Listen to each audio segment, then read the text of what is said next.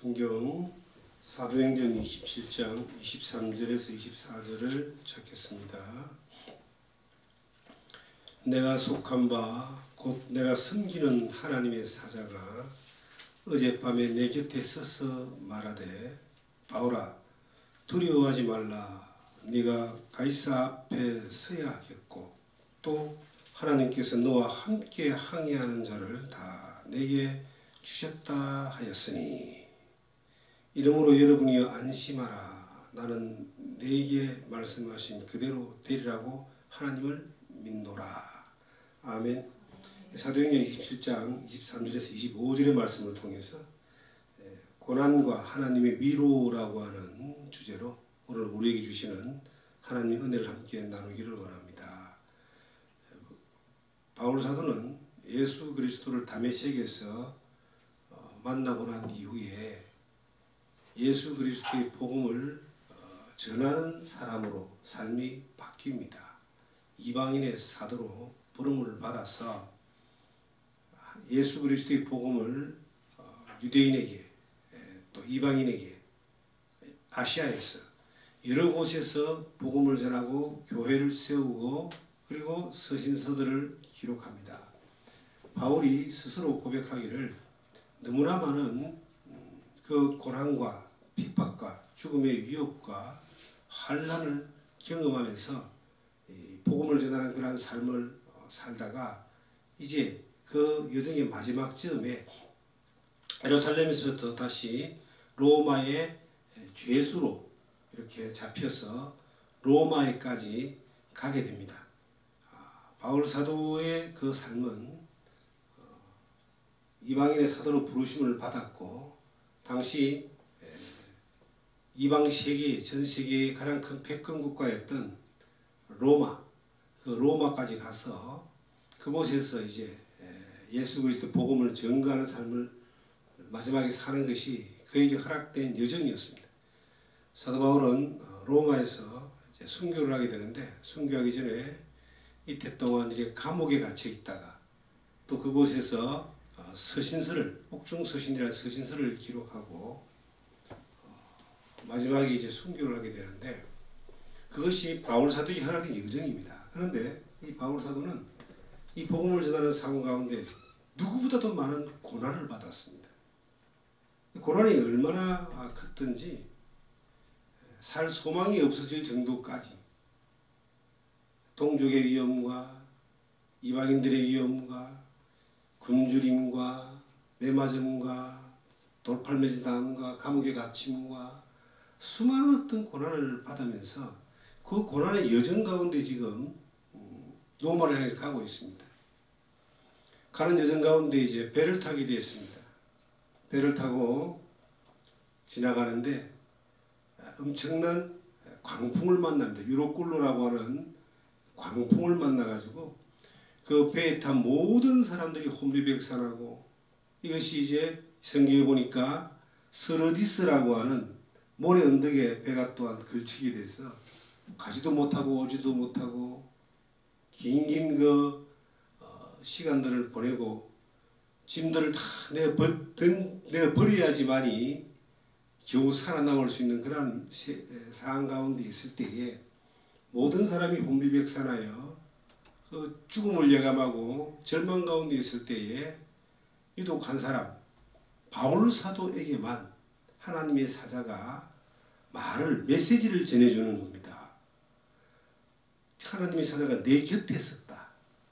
내 곁에 있었다라는 이것이 얼마나 큰 위로와 힘이 되었을까요?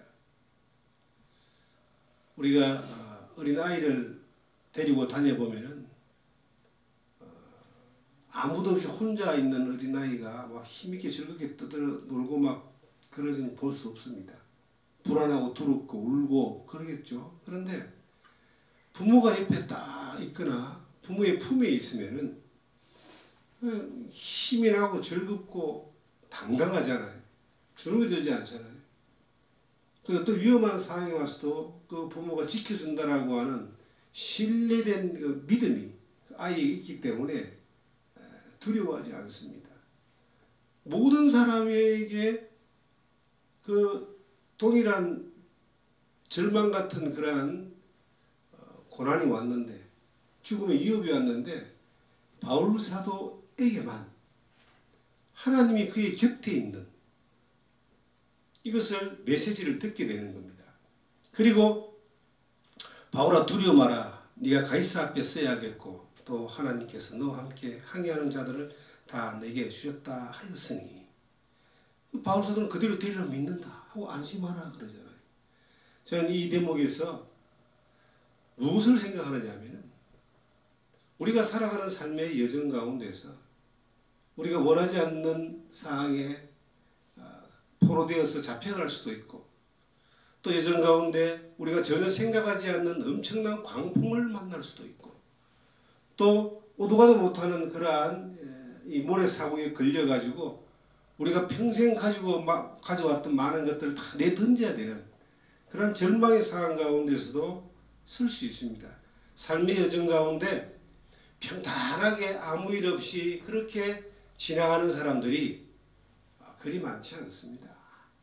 예수를 믿는 사람이든 안 믿는 사람이든 인생 자체가 고난이고 슬픔이고 괴로움이고 또 고통의 어떤 이런 연속들이 계속 오게 되는데, 많은 사람들은 그 광풍을 만나고 모래사고를 만날 때에 절망하고 내던지고 그냥 주저앉는데, 그 삶의 여정 가운데 고난을 통해서 하나님이 그의 곁에 있음을 많이 경험한 사람들은 그 절망하는 사람들조차도 위로하고, 또한 그 절망 가운데 그 환경 가운데 절망하지 아니하고 또 하나님으로 말미암아 힘을 얻고 나아가는 이러한 일들을 경험하게 됩니다. 우리는 살아가는 여정 가운데서요, 하나님 위로를 많이 받기를 원합니다. 근데 하나님 위로를 언제 많이 받을 수 있느냐를 한번 지나온 여정을 통해서 한번 생각을 해봅시다. 내가 뭔가 할 수 있고 뭔가 행하고 뭔가 이루고 뭔가 만들고 열정을 가지고 막 살려고 할 때, 그럴 때에 하나님의 위로가 나에게 많이 왔던가? 내가 뭔가를 성취하고 어떤 목표한 것을 달성하고 내가 한 일에 대하여 좋은 성과가 나타나고 이럴 때에 하나님 위로가 나에게 많이 왔던가? 그럴 때는 하나님의 위로보다는 자기 성취감과 자기 도취에, 자아 도취에 빠져서 넘어지기가 굉장히 좋은 그러한 순간들입니다. 하나님께 감사를 하고 하나님께 영광을 돌린다고 하지만 그것이 하나님의 위로를 경험하는 것이 아닐 수 있습니다. 그런데 돌이켜보건대 어느 때 하나님이 가장 많이 위로하셨는가? 고난이 있을 때입니다. 그것도 예수 그리스도를 믿는 믿음 때문에 오는 고난, 예수 그리스도의 복음을 전하는 것 때문에 오는 고난, 예수 그리스도의 말씀을 지키며 살기 때문에 오는 그러한 고난들이 막 올 때가 있습니다.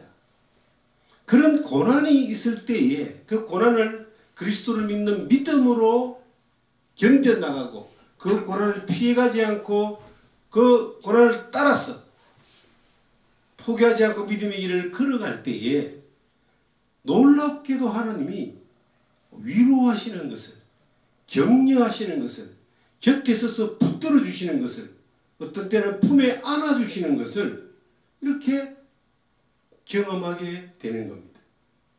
시편 103편에 보시면 하나님은 우리를 위로하신다, 긍휼히 여기신다 이런 말씀을 하고 있습니다.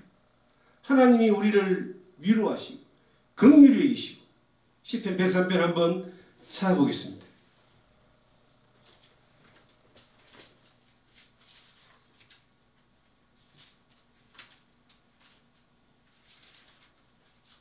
시편 103편 8절을 보시면 여호와는 긍휼이 많으시고 은혜로우시며 노하기를 더디하시고 인자하심이 풍부하시도다. 이 말씀은요, 성경 여러 군데 동일한 구절로 나오는 말씀입니다.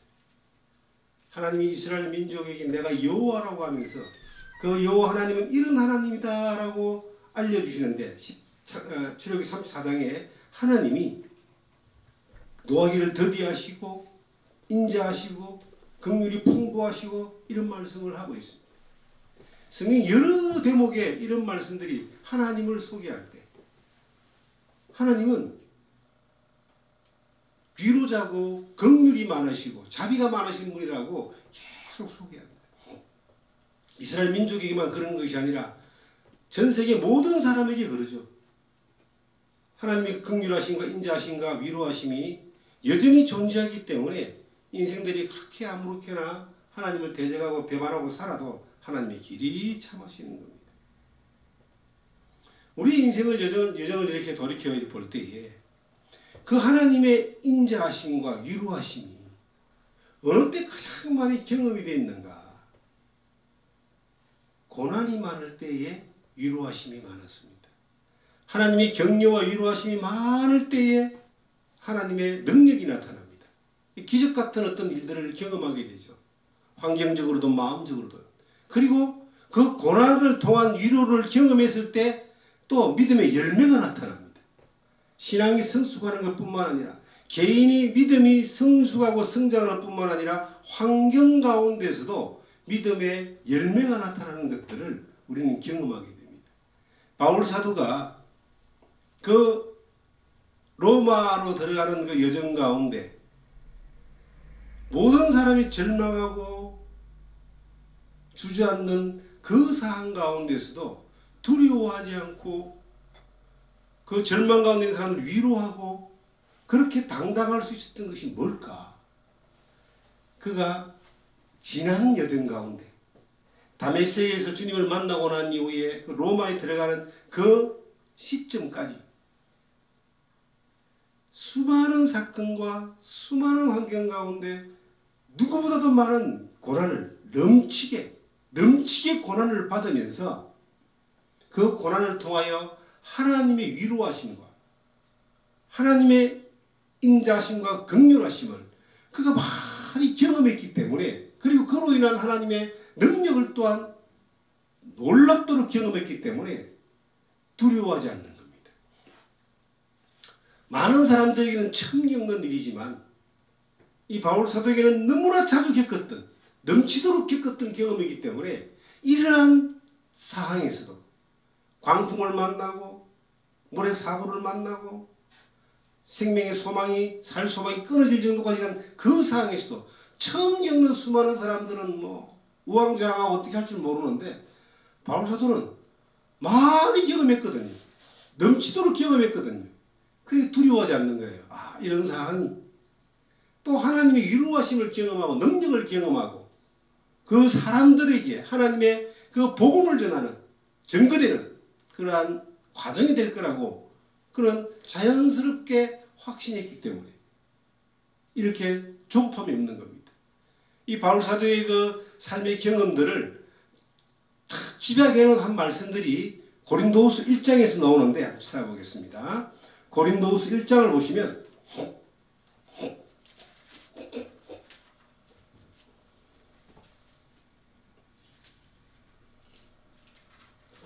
고린도후서 1장 3절에 보시면 찬송하리로다. 그는 우리 주 예수 그리스도의 하나님이시요 자비의 아버지시요 모든 위로의 하나님이시며 우리의 모든 환난 중에서 우리를 위로하사 우리로 하여금 하나님께 받는 위로로서 모든 환난 중에 있는 자들을 능히 위로하게 하시는 이시로다. 그리스도의 고난이 우리에게 넘친 것 같이 우리가 받는 위로도 그리스도로 말미암아 넘치는도다. 그리스도로 인하여 받는 고난이 넘쳤다 그랬습니다. 여기서 그리스도의 고난이라고 하는 말은 그리스도를 믿고 따르는 것 때문에 오는 고난이라는 거예요. 바울 사도가 그리스도를 따르지 않고 믿지 않았다면 고난받을 이유가 없죠. 아마 유대 사회 가운데서 상당히 지배계층, 지도자의 계층에서 그렇게 떵떵거리고 살 수 있었던 사람인데 그가 예수님을 만나고 난 이후에 예수님을 따라가기 시작하면서 예수님을 전하기 시작하면서 그런 고난을 받기 시작했습니다. 가문에서도 고난받고, 동족에게서도 고난받고, 로마에서도 고난받고, 유대교인들에게 고난받고, 어떤 때는 강도의 위험과 시내의 위험과 하여튼 이 고난이라고 하는 것이 종합 세트로 넘치도록 바울 사도는 받았다. 넘치도록 받았는데 그걸로 끝이 아니었더라. 하나님의 위로도 넘치도록 받았다. 저는 이 넘친다는 그 말을 한번 묵상해 봤습니다. 그리스도를 믿고 따르는 것 때문에 넘치도록 고난받은 적이 있던가? 그리고 넘치도록 위로받은 적이 있던가? 일반적이지 않는 경험들을 저도 많이 해봤습니다. 넘친다라고 하는 것은 기준을 넘었다는 이야기겠죠. 바울 사도가 복음을 전하는 그 삶 가운데서 감히 누구도 따라갈 수 없는 그러한 고난들을 많이 겪죠. 사도행전에 빌립보 감옥에 이렇게 갇힌다든지, 성에서 맞아 죽을 뻔한 그러한 고난을 당한다든지, 벨렉스와 베스도 앞에 죄인으로 잡혀간다든지, 지금 로마에 또 죄수로 다시 또 끌려가다가 이 유로클로를 만나서 다 죽게 된 그런 상황을 경험한다든지, 이 바울 사도만 경험할 수 있는 넘치도록 받는 그러한 고난이었지만, 그 모든 고난 가운데서 하나님이 넘치도록 위로를 주셨다. 우리는 하나님 앞에 많은 믿음의 열매를 맺기를 원합니다. 주님 앞에 많은 칭찬을 받기를 원합니다. 그런데 고난 없이 그리스도를 믿고 따르고 전하는 것 때문에 받는 고난 없이 열매가 맺어지고 칭찬이 있고 더 많은 위로를 받기를 원한다라고 하는 것은, 이것은 방향을 잘못 잡은 겁니다. 씨를 심지 않고 어떻게 열매를 거둘 수 있겠습니까? 신앙생활 가운데서, 믿음의 삶 가운데서 이 그리스도를 믿는 가운데 오는 그 고난은 어떤 면에서는 자발적인 고난입니다. 주님을 따르는 것 때문에, 그걸 선택하는 것 때문에 오는 고난이거든요. 주님을 안 따르면은, 주님을 믿는 것이 아니라면은 고난이 안 올 수 있는데, 따르는 것 때문에 고난이 오는 거예요. 바울 사도가 주님을 따르는 것 때문에 유대인들에게 원수가 됐습니다. 죽여야 될 대상이 된 거예요. 바울 사도가 예수 그리스도를 따르고 전하는 것 때문에 수많은 사람들에게 목숨의 위협을 당했습니다. 암살자들이 막 따라다니고요. 그랬던 경험들이 남아 있습니다. 우리가 그리스도를 따르는 것 때문에 자발적인 어떤 고난을 선택하는 거예요. 그 고난이 지금 우리 시대에 얼마나 있는가? 제가 예수를 처음 믿을 때만 해도 예수를 믿는다라고 하는 것은 그 지역 사회 가운데서 특별한 존재였습니다. 그리고 유교적이고 불교적인 그러한 지방 가운데서 예수를 처음 믿었을 때에 정말 그 영적인 어떤 그러한 공격, 그리고 물리적인 공격들이 수십만이 있었습니다. 예수를 안 믿었다면 아무런 그런 고난이 있을 수 없는 것이거든요. 그런데 그리스도를 따르는 것 때문에, 따라가야 되기 때문에 그것을 따라가, 세상에 요구하는 옛 사람이 요구했던 그 풍속을 따라가지 않고 우상을 섬기지 않고 주님을 따르고 하나님만 섬기니까 엄청난 고난과 공격이 왔습니다. 아마 많은 사람들이 그렇게 경험을 했을 겁니다. 이것이 그리스도를 믿는 고난입니다. 우리가 예수를 믿는 것 때문에 지금도 많은 고난을 받을 수가 있죠. 안 받을 수도 있어요. 예수를 믿고 안 따르면은, 예수를 믿어도 주님을 안 따르면은, 안전하면은 고난이 없습니다. 고난을 누가 죽였어요? 똑같이 사는데. 세상 사람하고 똑같이 사는데 무슨 고난이 있겠습니까? 그런데 세상 사람들하고 다른 모습으로 사는 것을 요구하는 것이 우리가 믿는 주님의 요구입니다. 너희는 세상의 빛이다 그러잖아요. 세상은 어두움인데 존재 자체가 빛입니다. 너희는 세상의 소금이라고 그러잖아요. 존재 자체가 맛이 없는 이 세상, 부패한 세상인데 존재 자체가 소금, 맛을 내고 부패를 방지할 수 있는 존재가 다른 거예요. 다른 존재로서 살아가려고 하면은 그 다름에 대한 공격이 계속 오는데 이것은 내가 믿음 안에서 선택하는 것으로 인하여 올 수 있는 겁니다. 자발적 고난이다. 세상 사람들이 다 좋아하고 다 즐기는 것들을 같이 살아갔을 때에 누가 우리를 고난을 주고 누가 우리를 공격하겠어요? 우리가 이 딱 다물고 예수 그리스도 복음을 안전하고 믿는 사람인지 안 믿는 사람인지 무늬만 기독교인으로 살면 누가 우리를 공격하겠어요? 마귀도 우리를 공격하지 않습니다. 내버려 둡니다. 그런데 믿음으로 그리스도를 따르려고 하면은 여기에는 이제 모든 것들이 공격의 대상이 될 수 있습니다. 존재가 다르기 때문에 삶의 방식이 다르기 때문에 살아가는 그 추구하는 가치관이 다르기 때문에 공격을 계속 받을 수밖에 없는 거예요. 우리는 믿음 안에 살면서 이 땅에 살면서 하나님이 기뻐하시는 삶을 살기를 원합니다. 그리고 하나님이 기뻐하시는 열매를 맺기를 원합니다. 하나님이 기뻐하시는 승리하는 삶을 살기를 원합니다. 그러면 그 삶을 살기를 원한다면 그리스도의 고난이라고 하는 것에 참여할 수 있는 그러한 걸음을 선택하게 되는 겁니다. 그리스도의 고난에 참여하는 선택을 하지 않으면서 열매도 많이 맺고 칭찬도 많이 받고 하나님 기쁨을 드릴 수 있는 길들이 없을까? 거의 없습니다.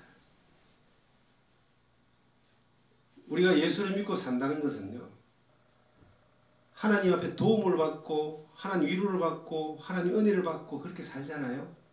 그런데 그 하나님을 바른 믿음 가운데 사는 사람들은 내가 하나님 앞에 도움을 받는 이것에 머물러 있지 않고 나를 통해서 하나님이 기뻐하시는 삶을 살기를 원하는 하나님이 영광 받으시는 삶을 위하여 나를 드리는 이러한 삶으로 전환이 되어집니다. 삶의 방향이 이제 성숙할수록 전환이 되어지거든요. 근데 하나님 정말 기뻐하시고 영광 받으시는 것은 나를 구원하신 예수 그리스도를 믿는 믿음 때문에 받는 고난을 선택하여 갈 때에 장차의 영원한 나라에서도 영광이 보장되지만 이 땅에서도 하나님이 영광을 받으시는 삶을 우리는 살아갈 수 있는 겁니다. 유명한 말씀이 있습니다. 로마서 8장을 보시면요. 이 말씀은 많이들 외우기도 하고 또 여러분도 좀 외웠으면 좋겠다 하는 말씀인데 로마서 8장 17절을 보시면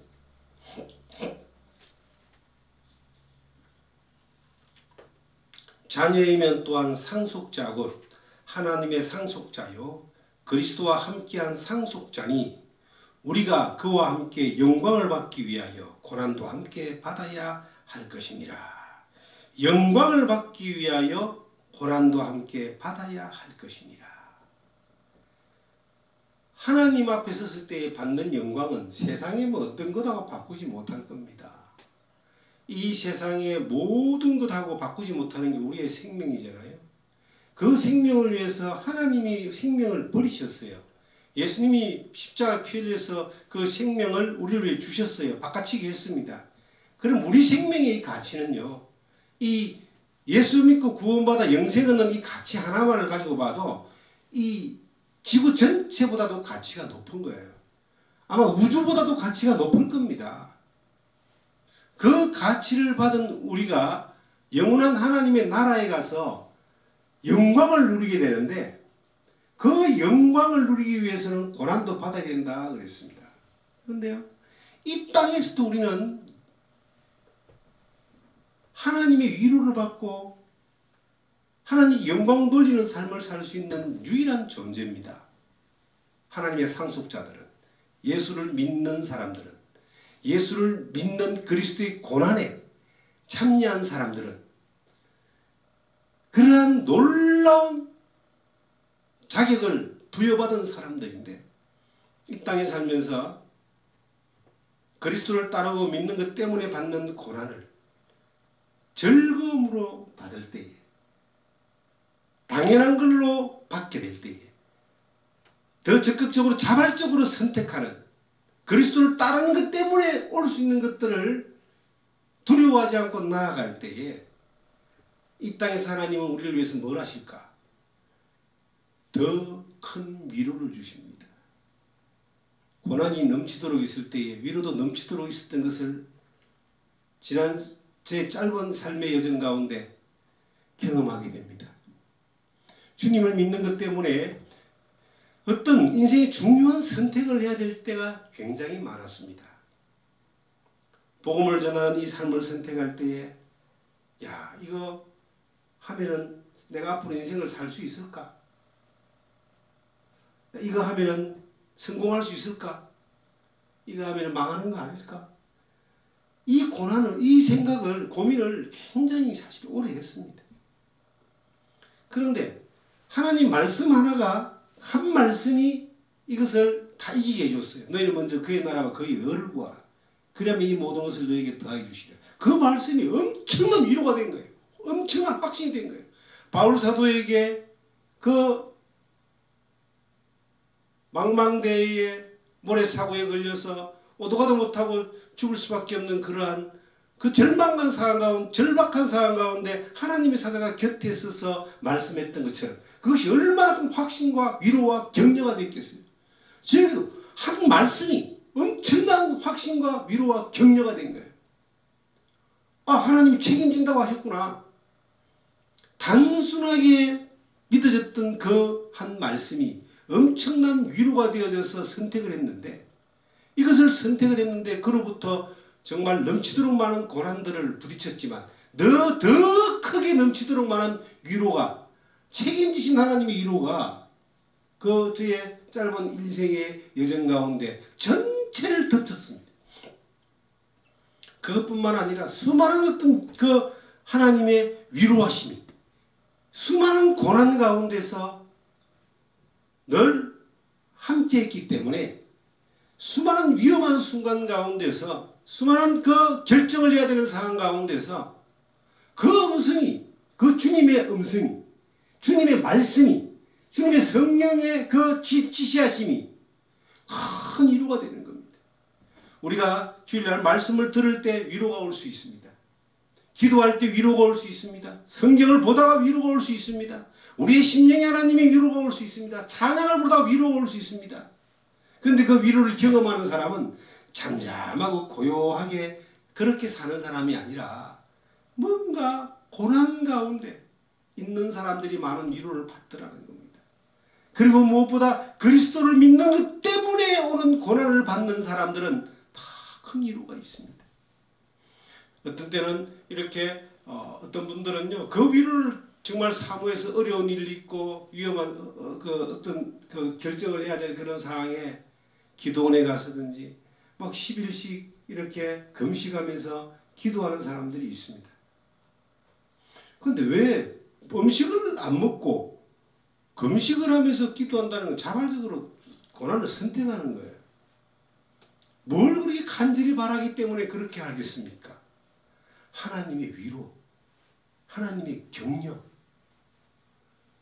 스스로 자기를 고난 가운데 던지는 거예요. 그리고 더 큰 위로를 구하는 겁니다. 그러한 금식을 하지 않아도 하나님의 음성을 듣고 위로를 받고 그 지도를 받는 사람들은 더 큰 복이 있는 사람이고, 그렇게라도 해가지고 어떤 해답을 얻을 수 있는, 위로를 받을 수 있는 사람은 또 복 있는 사람들입니다. 근데 아무런 인생에 요동치는 것이 없습니다. 어려운 일도 없고 힘든 일도 없고 고난도 없습니다.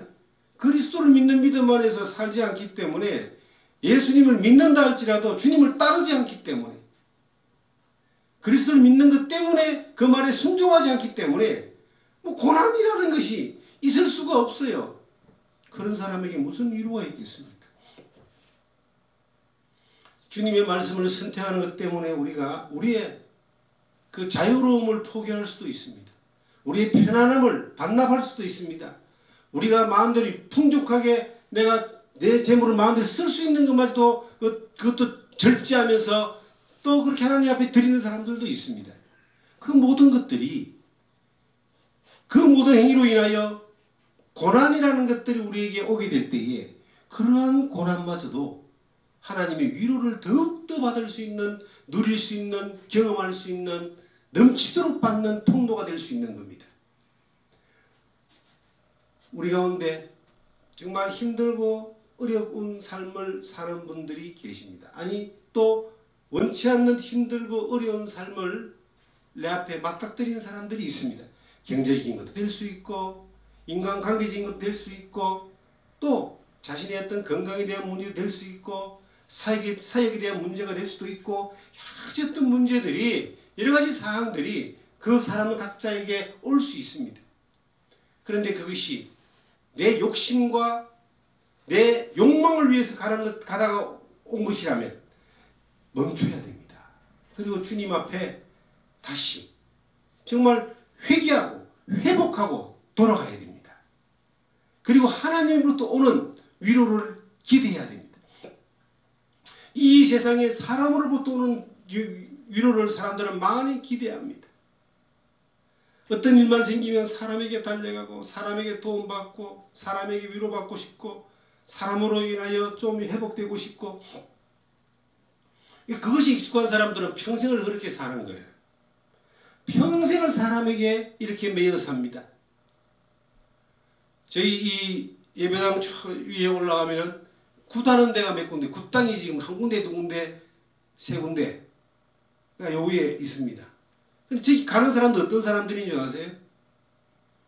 자기가 살면서 절망가고 위로받고 절망하고 힘들고 어렵고 괴로울 때 그 가서 이제 그 사람을 찾아가서 위로를 받는 거예요.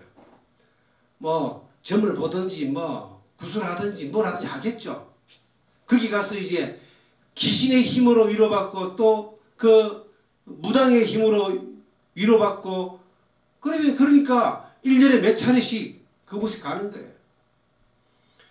도울 힘이 없는 인생들, 영혼을 망가뜨리는 그 거짓 악한 영들이 위로받는 그 사람들의 결말은 우리가 굳이 말하면 뭐 하겠습니까? 그런데 그런 것뿐만 아니라 자기 어떤 권력 있는 사람, 힘 있는 사람, 도움되는 사람, 친한 사람 사람들이 가서 어떤 문제를 계속 위로받으려고 합니다. 그거 잠깐입니다. 그건 마치 뭐와 같은 거예요. 요즘 우리 휴대폰을 쓰다 보면요. 배터리 꽉 차 있을 때는 이게 막 잘 돌아가잖아요. 그런데 배터리가 딱 떨어지면 삐리리리 하고 죽어버립니다. 일시적으로 충전할 수 있는 것은 되지만 근본적으로 그를 살리지를 못하는 거예요. 우리가 그렇게 뭐 배터리 꼽듯이 그렇게 누군가에게 잠깐 위로받고 힘을 얻고 기분 전환하고 환경 전환하고 그냥 도움받고 이런 것들에 익숙해져 있으면 그 대상이 어떤 배터리인지 몰라도 어느 날 다 고장나고 방전나고 끝나버리는 겁니다. 어떤 면에서는 목회자라 할지라도 위로받는 그 대상에 된다면 이것은 위험할 수 있습니다. 하나님의 말씀이 위로가 되죠.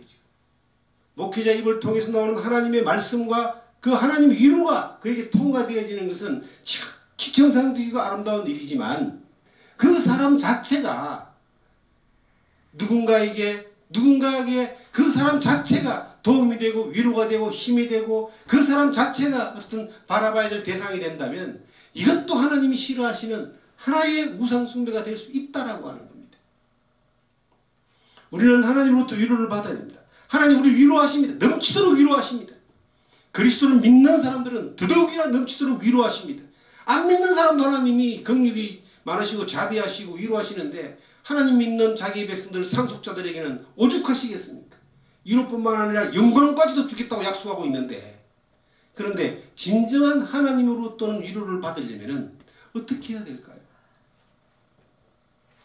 그리스도를 믿는 고난이라고 하는 것이 나에게 적용된 삶이 있어야 됩니다.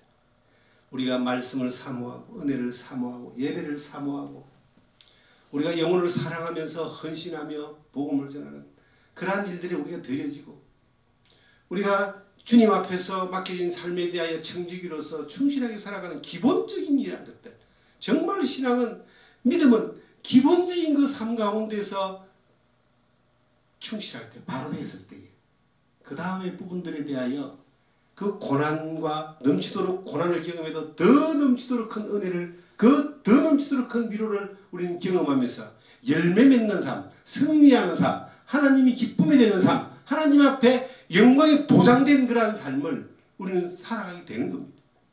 그렇게 살 수 있도록 하나님이 만드셨어요. 그렇게 살 수 있도록, 살아갈 수 있도록 하나님이 인도하십니다. 그렇게 살게 하셨는데 우리는 안 된다 그래요. 그건 딴 나라 이야기 같아. 그거는 교회 안에서 와서 예배 때나 들을 수 있는 이야기지 세상에 나가면 전혀 세상이 다르다고 이야기합니다. 다르다고 이야기하는 그 말들을 여러분들 경계하셔야 돼요. 우리가 믿는 바와 우리가 행하는 바와 우리가 사는 바가 동떨어진 것이 아니라 전부 같이 있습니다. 이 말씀은 살아계신 하나님의 말씀입니다. 우리 하나님은 살아계신 분입니다. 바울 사도가 그 배에서 풍랑 만나 죽게 된 사람들에게 뭐라고 말씀했습니까? 하나님 말씀하셨다. 안심하라. 하나님의 말씀에 대한 그 신뢰가 얼마나 철저했을까요? 우리에게도 하나님은 하나님이 우리에게 하신 말씀에 대한 그 신뢰를 가지기를 우리에게 가질 수 있도록 계속 지금까지 우리를 인도해 주셨습니다. 이 성경 고린도 다시 안 가보면 고린도후서 1장을 다시 가보시면 이런 말씀이 기록되어 있습니다.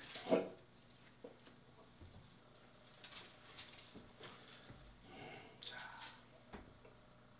6절부터 8절부터 보시면 형제들아 우리가 아시아에서 당한 환난을 너희가 모르기를 원하지 아니하노니 힘에 겹도록 심한 고난을 당하여 살 소망까지 끊어지고 고난 중에 고난을 받았다는 이야기죠. 우리가 우리 자신이 사형선고를 받은 줄 알았으니 이는 우리로 자기를 의지하지 말고 오직 죽은 자를 다시 살리시는 하나님만 의지하게 하심이라. 그가 이같이 큰 사명에서 우리를 건지셨고 또 건지실 것이며 이후에도 건지시기를 그에게 바라노라. 자, 이 바울 사도가요, 살 소망이 끊어질 정도로 엄청난 고난을 아시아에서 받았는데 너희 알지 않냐? 왜 이런 고난을 주셨느냐? 자기를 의지하지 않고 오직 죽은 자를 다시 살리시는 하나님만 의지하게 하려 하십니다. 그리고 이 큰 사망의 고난에서 건지신다는 거예요. 과거에 건지셨고 지금도 건지실 것이고 미래에도 건지실 것이다. 이 완전히 그 전인이죠. 과거, 현재, 미래 모두를 구원하신 그 하나님이 살아계셔서 우리를 건지시고 영원한 하나님 나라에 갈 때까지 건지실 것이다. 그런데 저기는 오늘 이 말씀을 보면서 한 단어가 가장 마음에 탁 때렸습니다. 자기를 의지하지 말고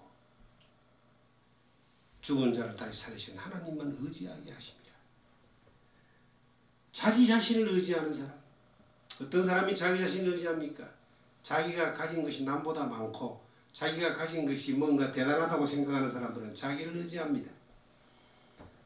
살아보니까요, 자기는 뭐 건강에 대해서 뭐 자신하는 사람들, 갑자기 이렇게 건강을 잃는 사람들 많이 봤습니다. 아무리 자신해도 뭐 150년, 200년 못 살잖아요. 우리가 나이가 들면요, 벼가 익으면 고기를 숙인다 그러는데 나이가 들면 하나님 앞에 고기를 점점 숙일 수밖에 없는 것이 육체라고 하는 것이요, 마음대로 안 됩니다. 그래서 겸손해지는 거예요. 자기는 의지할 만한 존재 대상이 아닌데 사람들은요, 권력을 가진 사람은 자기 권력이 다라고 생각하고 자기를 의지합니다. 머리 좋은 사람은 자기 머리가 다라고 생각하고 자기를 의지합니다. 돈 많은 사람은 돈이 뭐 전부라고 생각하고 자기를 의지합니다. 어느 날 그것이 얼마나 어리석은 것인가라고 하는 것을 어느 날 발견하게 되겠죠. 끝머리 가서 발견하면은 그게 얼마나 헛된 인생입니까? 바람을 잡는 것도 아니고 먼지만 가득 잡고 있다가 그냥 후회하는 인생이 될 겁니다. 근데 우리는 정말 예수 믿고 난 이후에 성령의 인도하신 가운데 말씀의 위로를 받고 교육을 받은 우리들은 자기를 의지하지 않고 하나님을 의지하지 않잖아요. 하나님을 날마다 의지하잖아요. 하나님만 의지하잖아요. 하나님만 의지하는 그 모든 순간들은요, 헛된 시간이 없어요. 그 하나님을 의지하면 하나님의 위로하심이 더 큰 거예요. 우리가 살아가는 삶 가운데 하나님을 의지하는 수밖에 없는 상황은 어떤 상황입니까, 여러분? 내가 생각대로 잘 되고, 내가 계획했던 대로 잘 되고, 내가 어려움을 안 당하고, 내가 고난이 없으면 하나님을 의지하겠습니까? 그래가지고 하나님을 의지하는 사람 별로 없습니다. 삶의 환경 가운데 내가 연약하고, 내가 할 수 없고, 하나님 도와주셔야 되고, 숨쉬는 것조차도 하나님의 은혜라고 생각하며 간절히 매달리는 그런 사람들이 하나님을 의지하는 거예요. 눈을 탁 뜨면 하나님께 감사하는 것뿐만 아니라 그 살아가는 눈도 못 오는 순간이 하나님 아니면 안 됩니다라고 떼쓰듯이 의지하는 그런 사람들이 우리 그리스도인들입니다. 하나님은 그렇게 되기를 원하는 거예요. 제발 좀 하나님을 의지하고 살아라. 하나님을 의지하면서 숨쉬는 것조차도 하나님이 아니면 안 된다.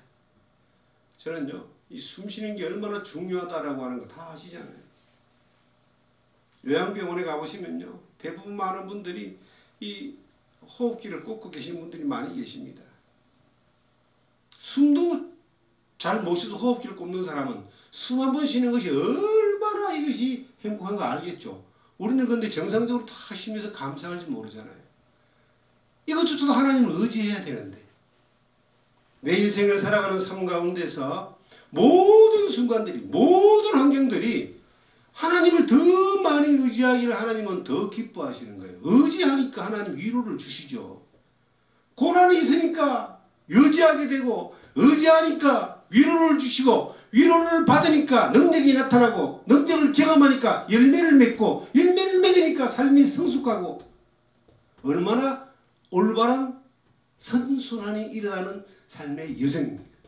그런데 첫 단추가 잘못 끼워져 있는 거예요. 첫 단추가 뭐냐? 고난을 싫어하니까, 말씀을 따라가는 걸 싫어하니까 위로가 없잖아요.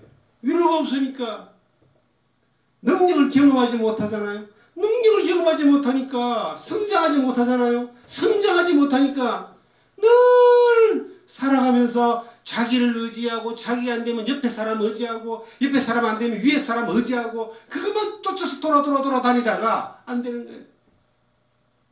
제가 사업을 하시는 분들을 이렇게 가끔 만나서 조언할 때가 있습니다.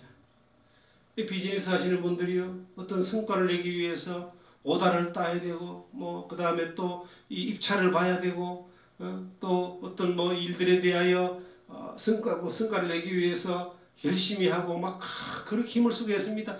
그거 중요한 일이죠. 그리고 더 중요한 게 있어요. 그가 그리스도인이라면, 그가 하나님의 사람이라면 그리스도의 고난이라고 하는 이것을 선택하는 것이 먼저라는 겁니다. 어떤 행위를 할 때에 그리스도를 따르기 때문에, 그리스도를 믿는 것 때문에 내가 불이익을 당하는 것조차도 감수하면서 그 그리스도를 따르는 사람으로서의 삶을 사는 게 첫 번째로 중요한 거예요. 두 번째가 뭘까요? 하나님을 의지하는 겁니다. 하나님. 사람의 마음을 변화시키는 것도 하나님이고, 움직이는 것도 하나님이고, 환경을 주장하는 것도 하나님이세요. 그 하나님을 의지하면서 내가 사업을 하는 겁니다. 오다를 따기 위해서 내가 그리스도인으로 하지 않아야 될 금품노비도 하고 술도 마시고 이런 것들, 그거 한다고 해서 오다 하나 더 따가지고 벼락부자 되는 거 아닙니다. 그것보다는 하나님 앞에 기도하고, 하나님을 의지하고, 그리스도를 믿는 믿음 안의 삶을 선택하고, 그렇게 선택을 했을 때 그런 것들은 우리 삶의 환경 가운데 정말 선택해야 될 요소가 굉장히 많아요. 우리 몸에 딱 배어있고 모든 사람이 다 알아주는 정도의 삶을 살아도 공격이 들어오고 유혹이 들어오고 그냥 간보는 사람들이 많은데, 그렇지 않는 사람에게는 이거는 정말 거절하기 힘들고 피해가기 힘들고 이기기 힘들 정도의 어떤 것들이 많이 오게 되는 거예요.